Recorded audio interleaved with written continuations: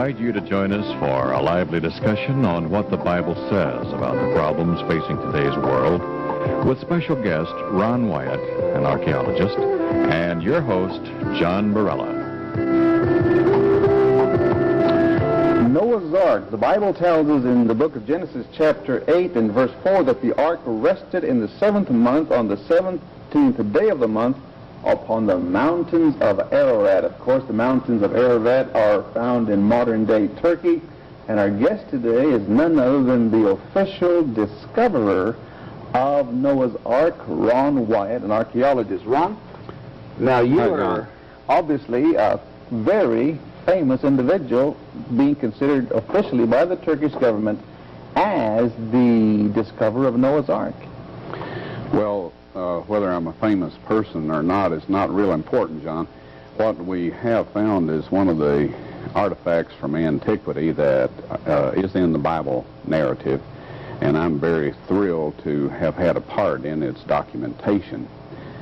Now, there are many people who have claimed to have discovered, of course, Noah's Ark, but the Turkish government, as we mentioned, has determined you as the official discoverer of the Ark itself. The way they explained that was that if there was a diamond out in the street and hundreds of people came along, picked it up, looked at it, kicked it around, threw it down, then somebody came along and picked it up and said, hey, that's a diamond, that the person that recognized it for what it was first was the discoverer. So even though this boat-shaped formation was filmed in an aerial survey in '59, appeared in Life magazine, Reader's Digest, and a group actually went out there in 1960, but after blowing some holes in it and doing some digging, they just said it was nothing of archaeological interest. Now, there are many people, Ron, who consider the book of Genesis and many of the stories in Genesis, such as Noah, of course, to be mythological and just to be considered as allegories and not actually to be taken literally. And yet we read in the Bible where the ark came to rest upon the mountain of Ararat. Now, is there a literal mountain of Ararat? We have a slide here that we'd like to show you people. It says mountains, John, plural, of kingdom of ancient Urartu, but we do have a slide here showing a very impressive mountain, and this is Mount Ararat in eastern Turkey. All of these cloud-shrouded peaks in antiquity were revered, being the abode of different gods. In Greece, it was Olympus, where Zeus and all those folks lived. Those were mythological How many mountain characters. peaks are located right in this? Well, it's like the mountains thing, the Rocky Mountains, John. This whole area of eastern Turkey was included in the ancient kingdom of Urartu, or Ararat. Mm-hmm. And so there's a lot of mountains out there. Okay, now we have another slide that you've taken there that is an aerial view. Actually. All right, now this was taken in the aerial survey in 1959. This is where this boat-shaped formation first came to attention. A photogrammetry expert from Ohio State University, Dr. Arthur Brandenberger, identified this as a boat, and he has never changed his mind. So this is actually the outline of the boat that you discovered? Well, this is the boat that I have documented as being the remains of Noah's Ark. And who was it that located this? It showed up in an aerial survey of eastern Turkey. When was this now? This is in 1959. 1959. Yes. We have several other slides here to show your audience things that parts of the boat. Now, I like to be real thorough in all this, especially since many people claim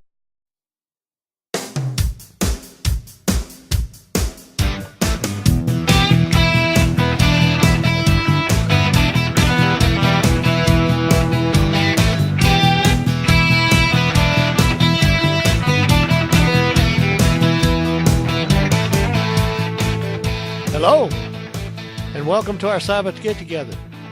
We hope your week was blessed by the Holy Father Yahuwah.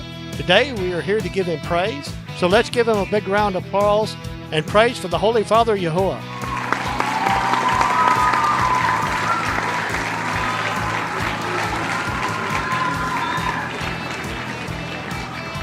Tonight, we will be covering Genesis 7, the story of the flood. Many people have searched for proof of the ark. Several have made claims to have found it. Whether or not these claims are accurate or not, I'm not sure. I have seen video that seems to be very convincing though. I think in my own opinion, the greatest proof is in Antarctica, the heights of the mountains of ice, and the world's largest freshwater reserve. I know they probably have all different kinds of scientific explanations of why the ice is so far up in the air. I'm sure some of their theories are even almost convincing. However, the only way I can see that ice could ever have got that high is for the waters to have rose to those heights. If there was a world flood, would not the flood have melted the ice sheets in Antarctica? Have you ever poured a good cup of tea on a warm summer's day? How long did your ice last? In the same way, if the whole world was covered in water, then how long would have all the ice lasted? You might say to yourself, well, I'm trying to disprove the flood. No, to the contrary.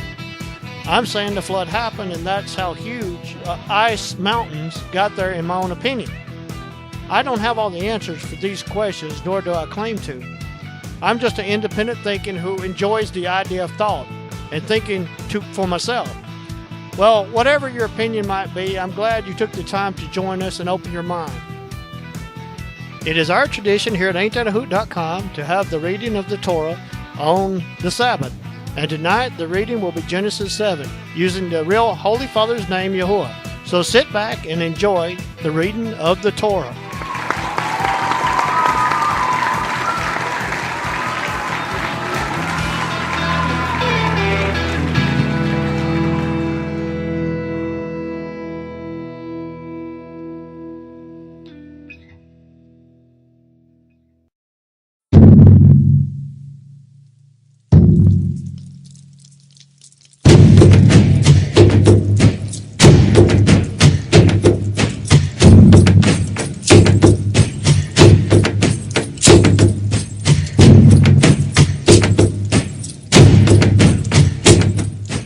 Genesis 7.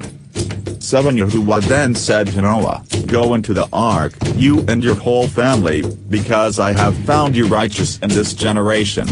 2 Take with you 7 pairs of every kind of clean animal, a male and its mate, and 1 pair of every kind of unclean animal, a male and its mate. 3 And also 7 pairs of every kind of bird, male and female, to keep their various kinds alive throughout the earth. For 7 days from now I will send rain on the earth for 40 days and 40 nights, and I will wipe from the face of the earth every living creature I have made. 5 And Noah did all that Yahuwah commanded him. 6 Noah was 600 years old when the flood waters came on the earth. 7 And Noah and his sons and his wife and his sons' wives entered the ark to escape the waters of the flood. 8 pairs of clean and unclean animals, of birds and of all creatures that move along the ground, 9 male and female, came to Noah and entered the ark, as Yahuwah had commanded Noah. 10 And after the 7 days the flood waters came on the earth. 11 In the 600th year of Noah's life, on the 17th day of the 2nd month, on that day all the springs of the great deep burst forth, and the floodgates of the heavens were opened. 12 And rain fell on the earth 40 days and 40 nights. 13 On that very day Noah and his sons, Shem, Ham, and Japheth, together with his wife and the wives of his 3 sons, entered the ark. 14 They had with them every wild animal according to its kind, all livestock according to their kinds, every creature that moves along the ground according to its kind, and every bird according to its kind, everything with wings. 15 Pairs of all creatures that have the breath of life in them came to Noah and entered the ark. 16 The animals going in were male and female of every living thing, as Yahuwah had commanded Noah. Then Yahuwah shut him in.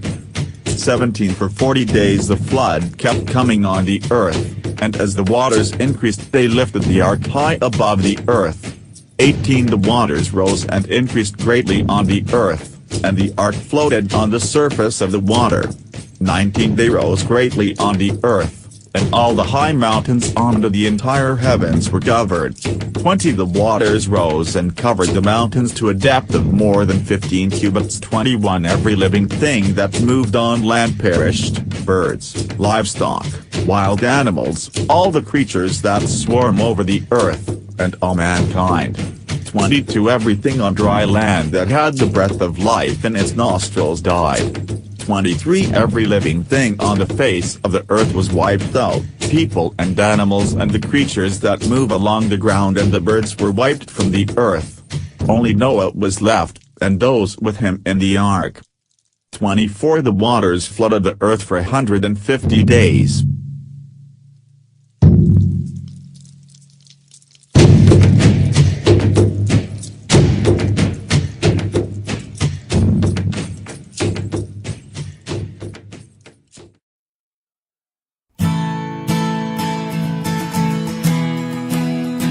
If you enjoyed the preview at the beginning of the video about the fellow that lays claim he found the ark, we will try to place the full video underneath this one for a few days after March 24th, evening at twilight, on the Sabbath. We don't know how long the video will stay up though. Thank everybody for coming to our Sabbath Get Together. Let's all pray for our country and nation, and remember to give Yahuwah the glory.